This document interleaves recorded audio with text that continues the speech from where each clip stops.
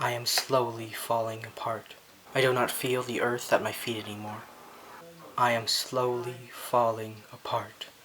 I have become so cold and so distant from the places I once knew. I feel my energy ripping away. I wish to go back to where I first grew. I wish I could see everything for the first time once more, and where I will be, watching as the earth moves around me.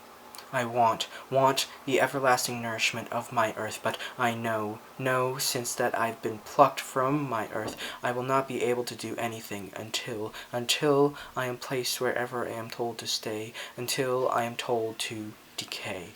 I miss the soil, and I miss when I was not slowly falling apart. Mother Earth, is that you? Mother Earth, have you come to save me? Mother Earth, do not cry.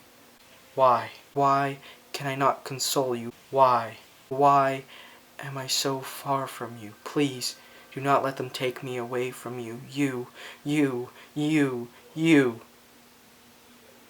I have been washed. I have been nourished. I have been cut from my mother. I am now drifting in the wind, drifting into the abyss.